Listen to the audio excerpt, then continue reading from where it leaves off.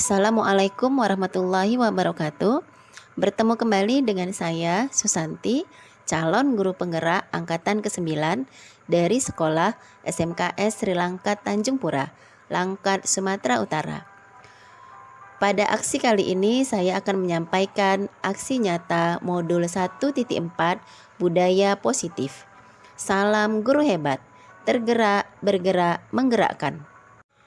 Ki Hajar Dewantara mengumpamakan sekolah sebagai sebuah ladang tempat persemaian bibit. Agar bibit bisa berkembang secara maksimal, maka petani dapat memperbaiki kondisi tanah, memelihara bibit tanaman, memberi pupuk dan air, membasmi ulat-ulat atau jamur yang mengganggu hidup bibit tanaman. Dari uraian tersebut, kita dapat memahami bahwa sekolah diibaratkan sebagai tanah tempat bercocok tanam, sehingga guru harus mengusahakan sekolah jadi lingkungan yang menyenangkan, menjaga dan melindungi murid dari hal-hal yang tidak baik. Dengan demikian, karakter murid akan tumbuh dengan baik sesuai dengan profil pelajar Pancasila. Untuk menciptakan lingkungan yang menyenangkan di sekolah, maka harus diterapkan budaya positif. Konsep dari budaya positif yang harus ada di sekolah adalah disiplin positif, nilai-nilai kebajikan, teori motivasi perilaku manusia, hukuman dan penghargaan, kebutuhan dasar manusia, keyakinan kelas, dan 5 posisi kontrol serta segitiga restitusi.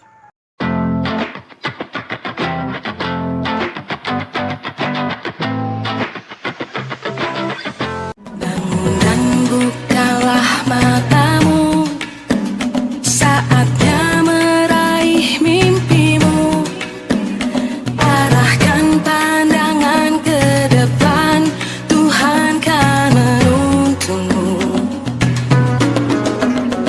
Sadarilah masa berganti, tantangan kan kita. Bapak Ibu, hari ini kita melaksanakan kegiatan aksi nyata yang akan disampaikan calon guru penggerak dari SMA Sri Lanka, yaitu Bu Susanti. Tapi sebelum dimulai Bu Susanti, ini dibuka dulu oleh Wakil Kepala Sekolah Bidang Kesiswaan. Kami silakan dengan salam. Baik, terima kasih Pak Tengit. Assalamualaikum warahmatullahi wabarakatuh.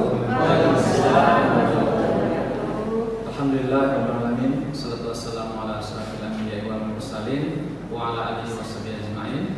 Puji dan syukur bersama-sama kita ucapkan kehadiran Allah Subhanahu wa taala yang senantiasa memberikan rahmat dan hidayah kepada kita semua, sehingga kita masih punya kesempatan dapat bersyukur kumpul bersama-sama di ruangan ini untuk melaksanakan kegiatan dari salah satu calon guru penggerak di SMK Sri Lanka untuk tahap 9.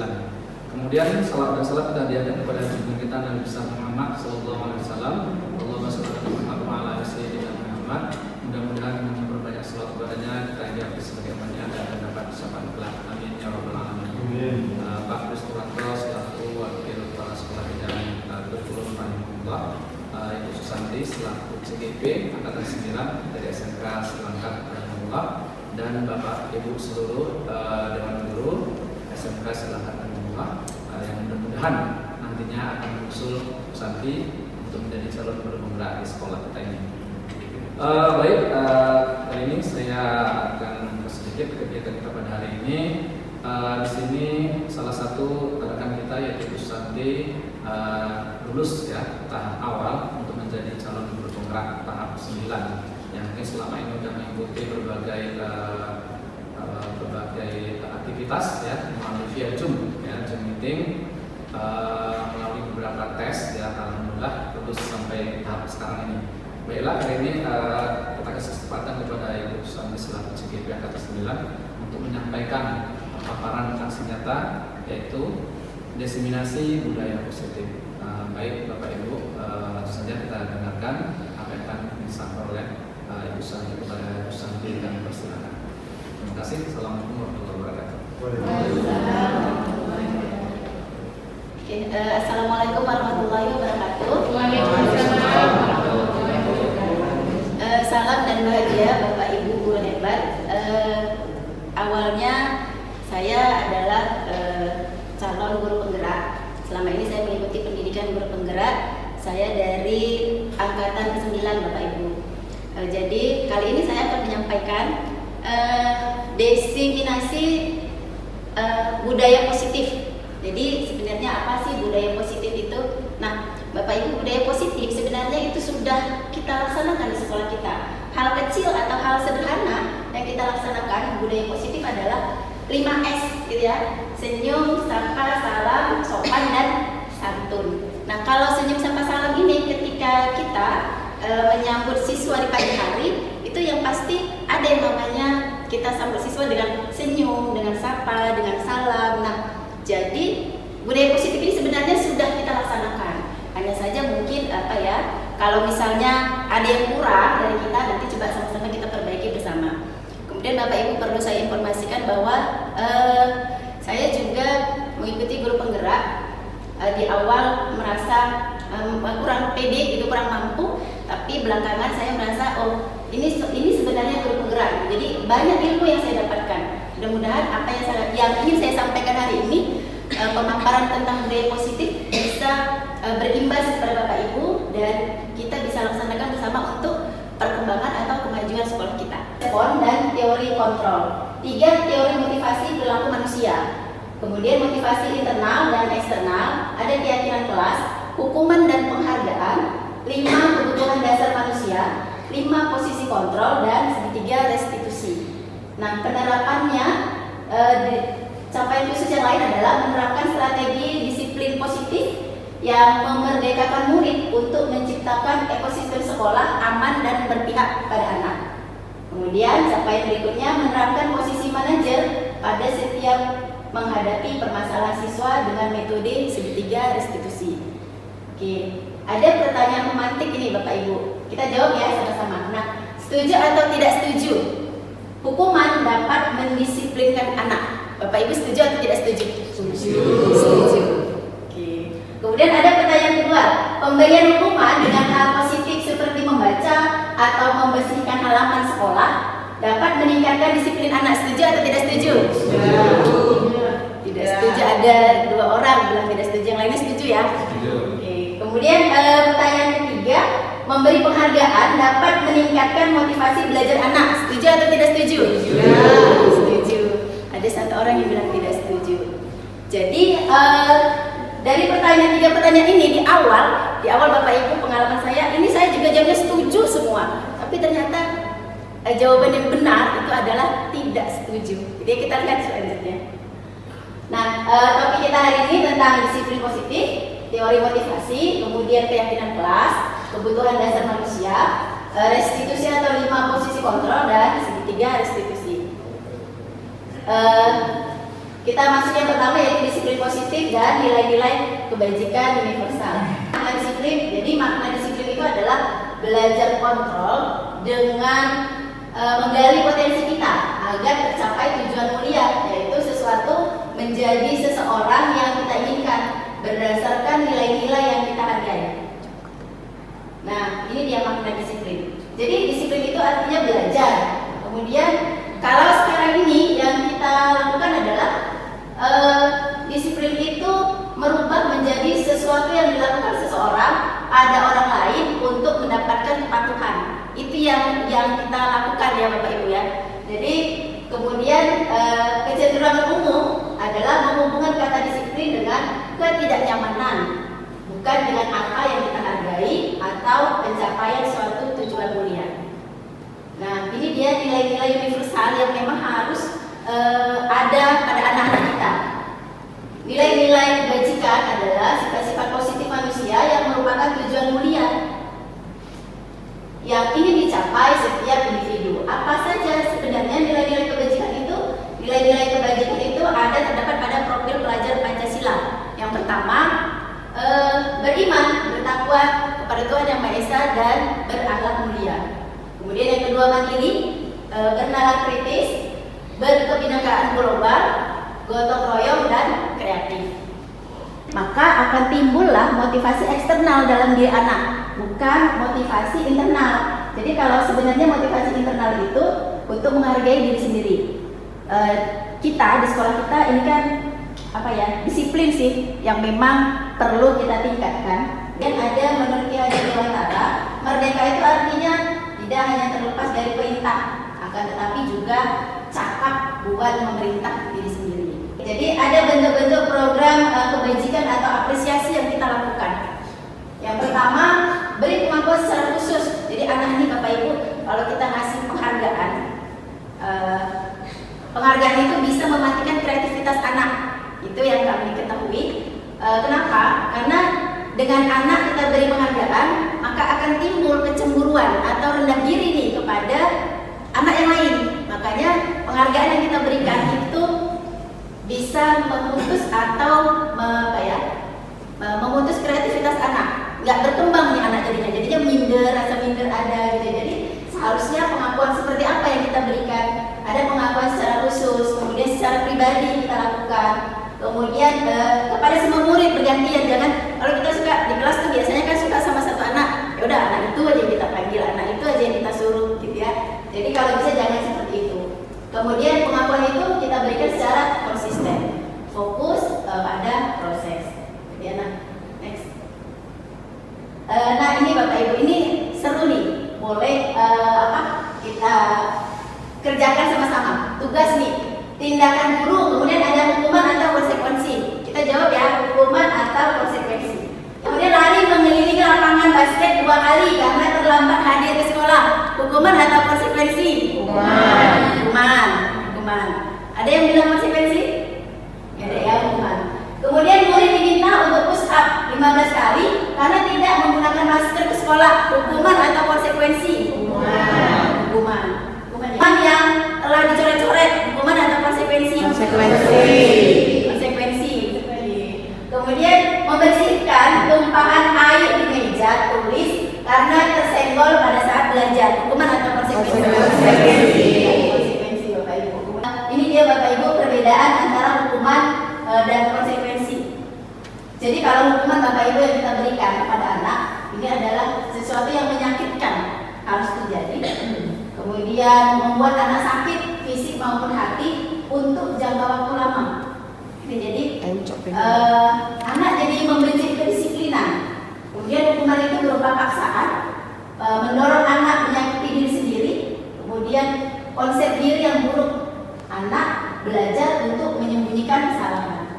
Kemudian apalagi konsekuensi yang akibat yang lain, marah, rasa bersalah, dipermalukan, merasa tidak dihargai, gitu ya. Nah kalau konsekuensi yang kita berikan, maka sesuatu yang harus terjadi. Kemudian membuat anak merasa tidak nyaman dalam jangka waktu yang pendek. Jadi anak ini nggak mikirnya panjang. Kemudian anak itu bisa menghargai disiplin. Kemudian merupakan stimulus tanggapan, mendorong anak agar mudah menyesuaikan diri. Kemudian konsep diri yang baik. Nah, anak belajar untuk mematuhi peraturan. Ya. Kemudian yang terakhir, kalau konsekuensi Bapak Ibu yang kita berikan, anak itu kehilangan hak, dibuat tidak nyaman, diasingkan untuk sementara, tapi nanti akhirnya akan baik. Gitu. Nah, dari hukuman yang biasa kita lakukan, maka seharusnya konsekuensi ya Bapak Ibu yang kita lakukan. Ada tahapan restitusi. Ini dia. Restitusi adalah proses menciptakan kondisi bagi murid untuk memperbaiki kesalahan mereka sehingga mereka bisa kembali pada kelompok mereka dengan karakter yang lebih kuat. Restitusi juga merupakan proses kolaboratif yang mengajarkan murid untuk mencari solusi untuk masalah mereka sendiri. Identitas gagal, tapi kalau restitusi atau konsekuensi yang kita lakukan itu membawa ke identitas sukses. Ini sebenarnya yang kita harapkan ya, supaya anak ketika dia melakukan kesalahan, dia bisa nih mencari solusi sendiri. Kemudian anak tersebut bisa bisa berkembang dengan pola pikirnya sendiri bahwa apa yang dilakukan itu salah, gitu Bapak Ibu. Next. Nah ini dia ciri-ciri dari restitusi, bukan untuk menebus kesalahan, namun untuk belajar dari kesalahan, memperbaiki hubungan, tawaran bukan paksaan. Kemudian restitusi itu menuntun untuk juga mencari kebutuhan dasar yang mendasari tindakan. Restitusi diri adalah cara yang paling baik. Kemudian restitusi mengembalikan murid yang berbuat salah pada kelompoknya. Oke, nah, kalau keyakinan kelas Bapak Ibu kita sudah melakukannya ya dalam kelas kita masing-masing. Jadi keyakinan kelas itu sebenarnya mendorong motivasi intrinsik dalam diri anak supaya ketika belajar dalam kelas mereka merasa nyaman, gurunya juga merasa nyaman. Kembali ke nilai-nilai keyakinan lebih menggerakkan seseorang dibandingkan mengikuti serangkaian peraturan-peraturan. Ada 5 dasar kebutuhan manusia. Jadi sebenarnya kita sendiri, kemudian terutama anak-anak didik kita, kalau 5 kebutuhan dasar manusia ini tidak terpenuhi, maka anak didik kita akan melakukan tindakan yang yang memang mereka menganggap ini harus dipenuhi nih gitu. Nah, mereka mencari itu sebenarnya karena ada 5 nih dasar kebutuhan manusia yang tidak terpenuhi pada anak tersebut. Apa itu Bapak Ibu? Yang pertama adalah bertahan hidup. Bertahan hidup itu seperti sandang, pangan, papan. Yang itu yang mungkin mereka itu nggak dapat gitu dari keluarganya kah, dari apanya kah, gitu ya. Kemudian rasa kasih sayang dan rasa diterima. Jadi kalau anak kita kan banyak ya anak kita yang bangun dan sebagainya. Nah itu tuh mereka sebenarnya nggak dapat kasih sayang, mereka nggak dapat perhatian. Kemana mereka ya ke kita? Karena kita lebih dari lebih dari 12 jam atau kurang dari 12 jam kita ketemu sama anak. Kemudian apalagi Bapak Ibu, kesenangan. Mereka ingin nih yang senang-senang. Kemudian ada kebebasan dan penguasaan. Lanjut, nah ini Bapak Ibu 5 posisi kontrol yang sebenarnya memang kita ada di mana sih gitu ya. Kalau kita berada di posisi penghukum, maka kita akan membawa anak ini pada identitas gagal. Kemudian ada rasa pembuat rasa bersalah.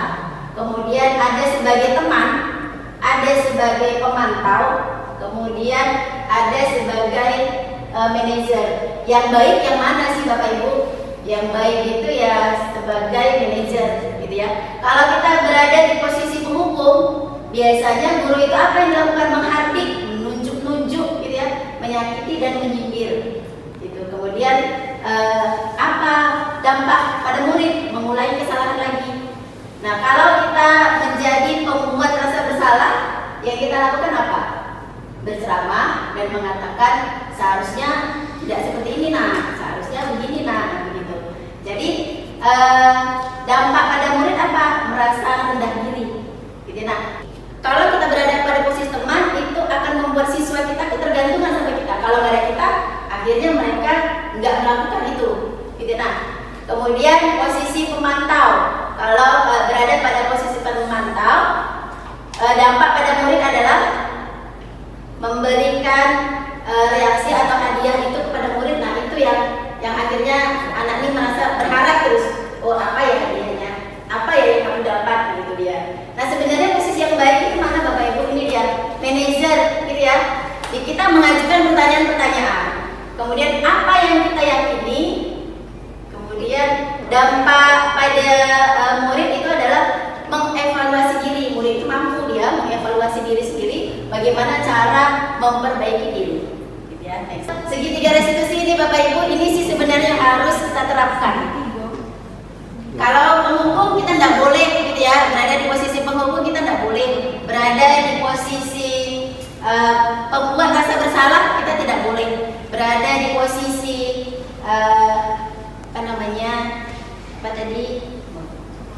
teman itu juga kurang baik, berada di posisi pemantau itu juga kurang baik. Jadi yang baik adalah berada pada posisi manajer. Nah, ketika kita berada di posisi manajer, yang harus kita lakukan ini dia penerapan segitiga restitusi. Ini langkah-langkahnya Bapak Ibu. Saya juga masih berusaha belajar. Kemarin sudah saya terapkan sama beberapa murid, tapi hasilnya masih belum maksimal karena saya juga masih belajar. Nah, kita lihat nih Bapak Ibu, segitiga restitusi itu sebenarnya apa? Gitu ya. Yang pertama yang kita lakukan adalah menstabilkan identitas. Jadi menstabilkan identitas ini, setiap orang pasti pernah melakukan kesalahan. itu yang kita tanyakan. Kemudian kamu bukan satu-satunya yang pernah melakukan ini, gitu ya. Itu yang kita tanyakan ketika kita mau menstabilkan identitas pada anak. Kemudian langkah yang kedua apa Bapak Ibu? Ini dia, validasi kebutuhan. Validasi kebutuhan yaitu kamu tentu punya alasan mengapa melakukan itu. Jadi kita tanya nih, kenapa sih melakukan itu gitu.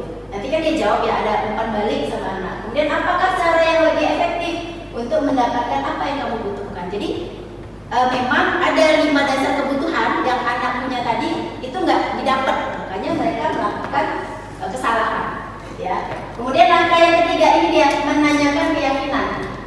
Nilai-nilai apa yang telah kita sepakati, gitu ya. Kemudian kamu ingin menjadi orang yang seperti apa? Nah, ketika kita bertanya seperti itu, mudah-mudahan anak kita tuh jawab.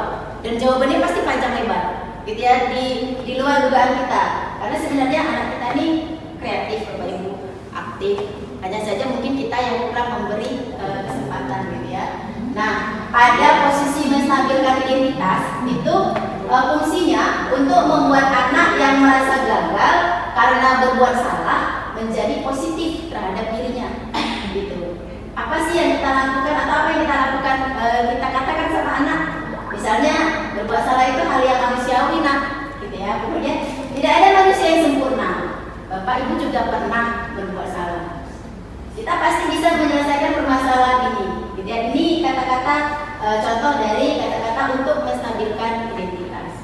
Kemudian ada validasi kebutuhan. Nah, ketika kita melakukan validasi kebutuhan Bapak Ibu, ini membantu murid untuk mengenali basicnya, kebutuhan dasar yang mana yang ingin dipenuhi. Jadi apakah kasih sayang tadi, apakah bertahan hidup, apakah kebebasan, gitu ya.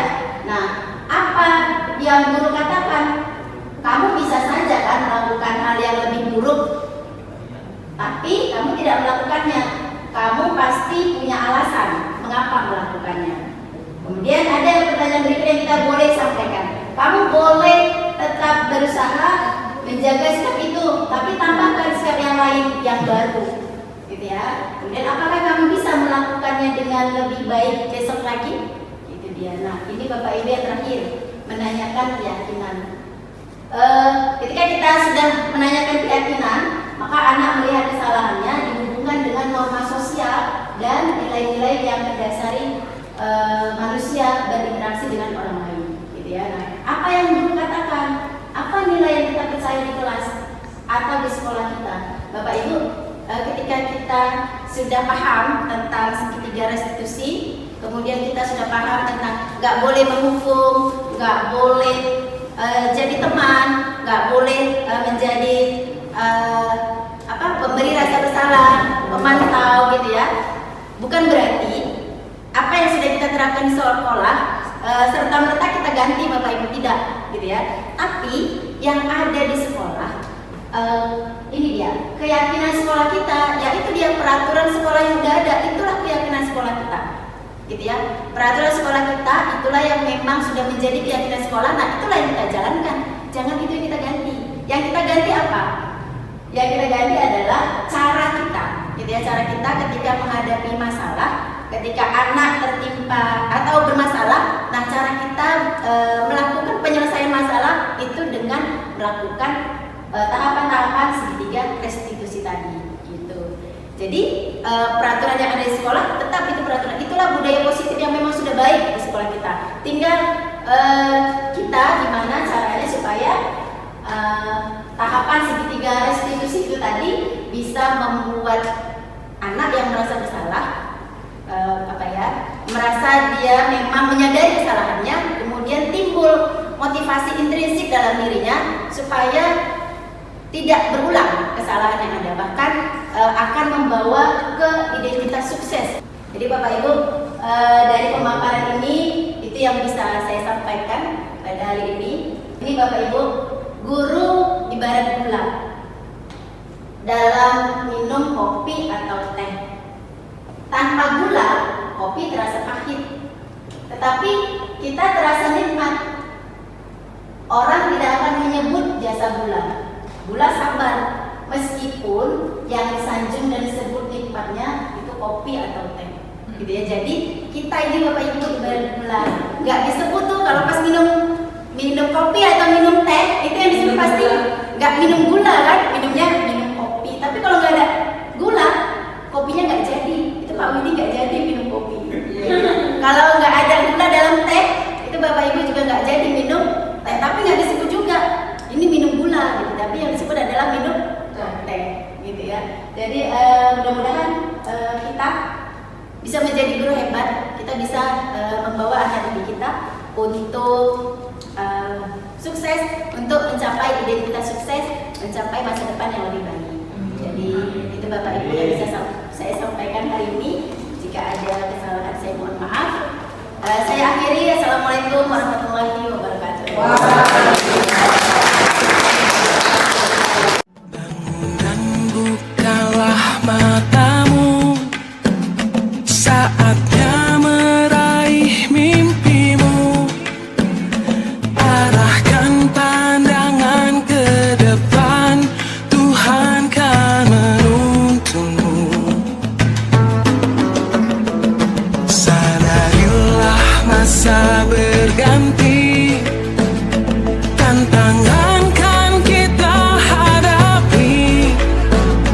Bergandeng tangan untuk negeri, era kita menanti berseri. Kita belajar Pancasila, kita bernafas dalam sila-silanya. Kita belajar Pancasila, ayo kita jaga untuk Indonesia. Bersatu dalam perbedaan, berpegang tangan dan berlari.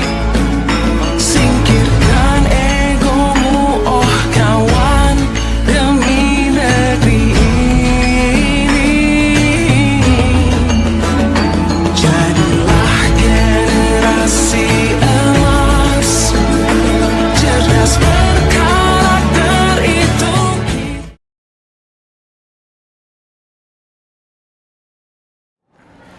Oke. Anak-anak Ibu semua, Assalamualaikum warahmatullahi wabarakatuh. Waalaikumsalam warahmatullahi wabarakatuh. Sehat hari ini? Sehat. Oke, hari ini pertemuan kita pertama di kelas baru. Jadi kalau belajar selama ini yang kalian lakukan belajar, ini kan kalian sudah kelas 11 ya. Kalau yang kalian lakukan belajar selama ini apa coba yang sering kalian lakukan? Boleh satu orang menunjuk tangan? Kalau belajar tuh kira-kira yang kalian lakukan apa? Ngapain tuh kalau dalam kelas? Belajarnya ngapain? Ada? Nah, apa ya? Boleh. Nulis, belajar nulis. Yang lain selain nulis kata si ini siapa? Membaca. Oke. Nah, jadi belajar yang kalian lakukan dalam kelas itu sebenarnya bisa baik, bisa kita lakukan dengan kondusif kalau kita punya sesuatu yang buat kalian nyaman, gitu ya. Ibu juga sebagai guru kalian bisa nyaman. Gitu. Nah, kita hari ini karena ini hari pertama kita mau buat yang namanya kesepakatan kelas. Tapi sebelum ke sana kita Ibu mau tahu dulu nih, kalian sebetulnya kelas impian kalian itu seperti apa? Damai. Jadi apa yang kalian pikirkan tentang kelas impian boleh kalian tulis dalam kertas atau stick note yang Ibu bagi. Nanti kita tempel, baru kita buat kesepakatan bersama. Oke ya? Bisa? Kasih waktu sekitar 2 menit nih, boleh dipikirkan dari sekarang. Ya. Bagi ke belakang ya. Bagi ke belakang. Kalau kurang bilang. Nah, apa yang kelas impian yang kalian inginkan? gitu ya. Kalau nanti kira-kira di perjalanan, oh ini enggak pas Bu, gitu, kita ganti kelas impian atau kita ganti kesepakatan kelasnya, ya. Oke, kita tulis besar-besar buat yang boleh. Ya, udah dapat semua? Oh ya, tulis. Kasih waktu 2 menit, besar-besar tulisannya. Apa yang kalian pikirkan itu yang kalian tulis.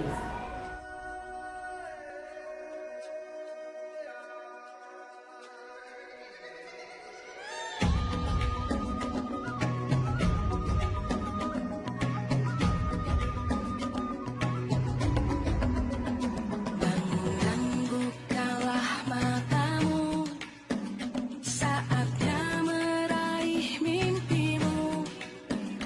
Arahkan pandangan ke depan, Tuhan kan menuntunmu.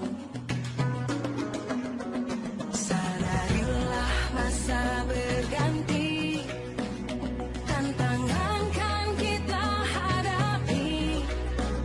Bergandeng tangan untuk negeri, era kita Oke, udah bisa, udah punya ya, punya kelas impian masing-masing. Ada, kalau tadi Bu lihat ada yang 1, ada yang 2, ada yang 3. Nah, sekarang kelas impian kalian itu coba kalian tempel di tempat yang udah Ibu sediakan nih.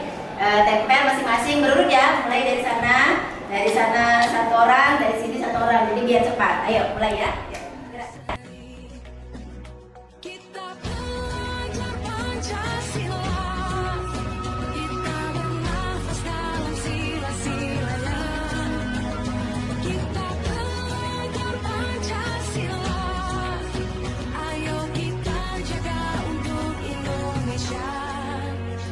Bersatu dalam perbedaan, berpegang tangan dan berlari. Singkirkan egomu, oh kawan, demi negeri ini. Jadilah generasi emas, cerdas berkarakter itu kita. Berjuang dan harus berani, kita terus torehkan prestasi.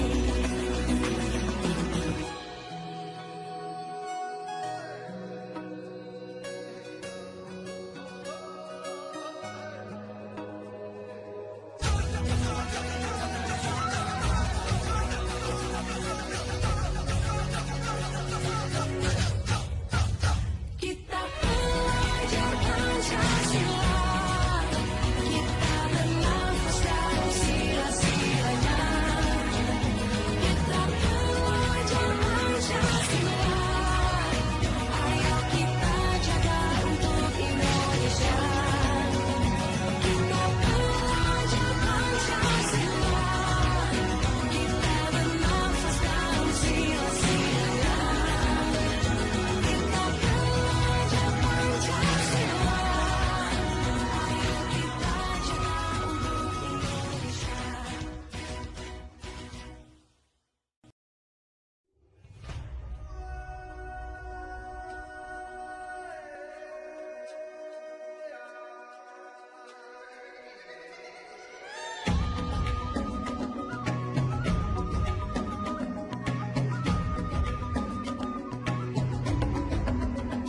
Bangun, bukalah matamu, saatnya meraih mimpimu.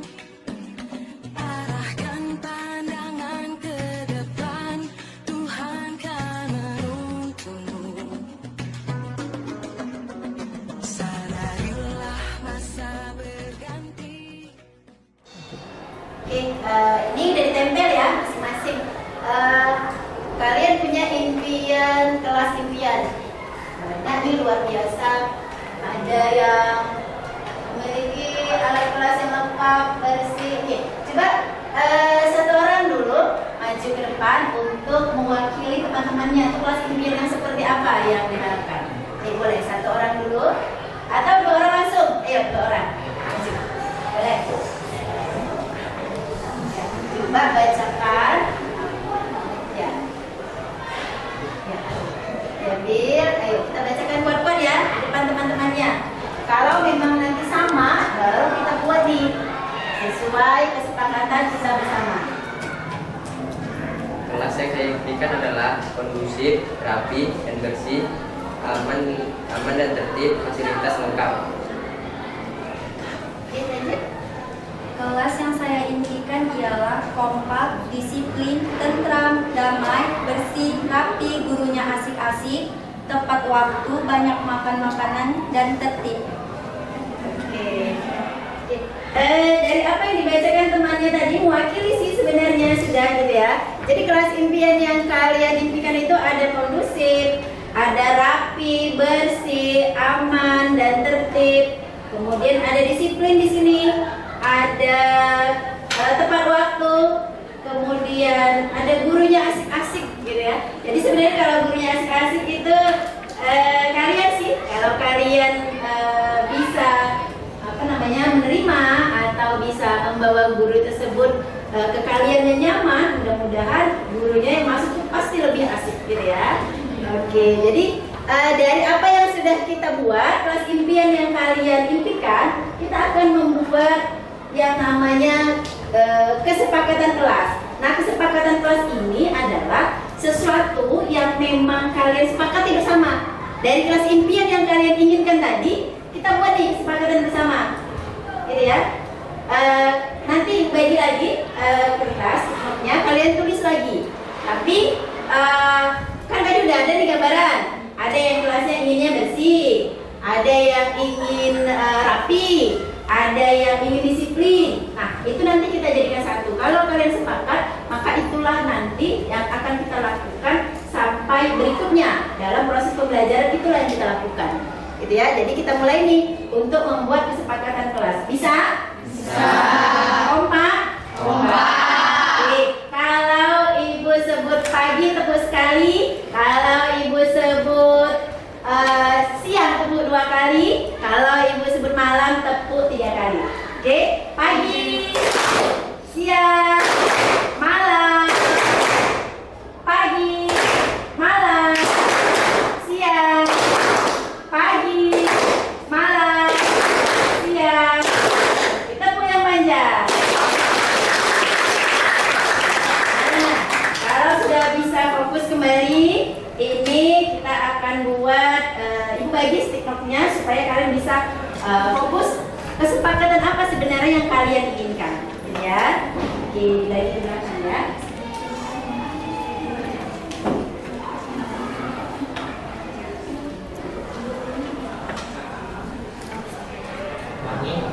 Ya, boleh wangi. Tadi nggak ada ini, tadi pasangin kan?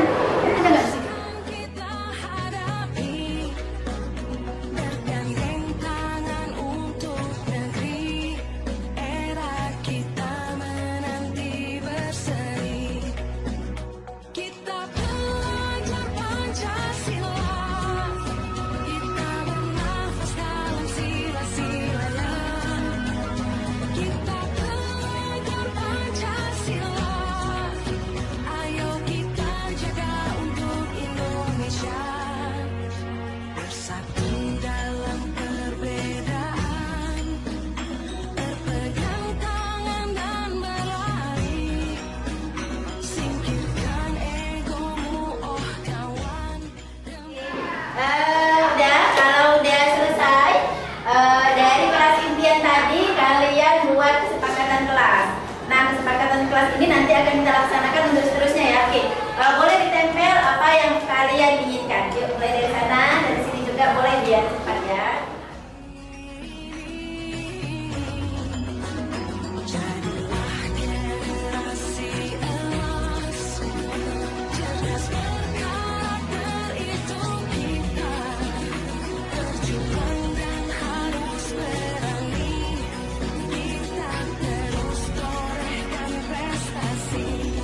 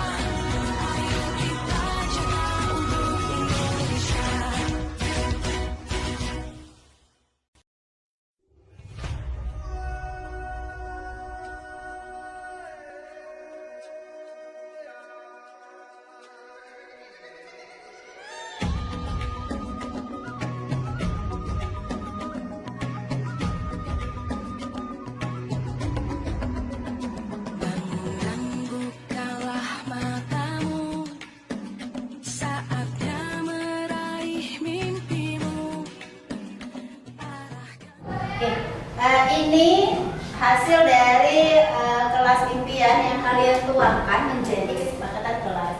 Nah, kesepakatan kelas ini kalau ada yang bilang datang tepat waktu, kemudian menjaga kebersihan, izin keluar jika jika ingin keluar harus izin terlebih dahulu ya, kemudian kelas yang wangi dan bersih ya. Nah, kemudian disiplin, kemudian selalu kompak, menjaga keamanan kelas dan ketertiban kelas ya. Kemudian berpenampilan rapi dan wangi. Oke, nah ini nanti kita jadikan sebagai kesepakatan kelas kita untuk kedepannya. Nah, kalau sudah kita buat yang namanya kesepakatan kelas itu kan budaya positif yang akan kalian timbulkan untuk pembelajaran keseharian kita, gitu ya. Nanti ini kita buat dalam bentuk kertas, kemudian kita tempel, gitu ya. Kita buat lagi kalimat-kalimat yang memang bisa kalian pahami, kalian sepakati. Yang pasti kesepakatan kelas ini harus kita sama-sama jalankan. Bisa? Bisa. Oke, mungkin hari ini sekian pertemuan kita untuk membuat kesepakatan kelas. Ibu ucapkan terima kasih. Mudah-mudahan kedepannya kesepakatan ini bisa menjadi hal baik dan hal positif bagi kita semua. Amin. Terima kasih. Assalamualaikum warahmatullahi wabarakatuh.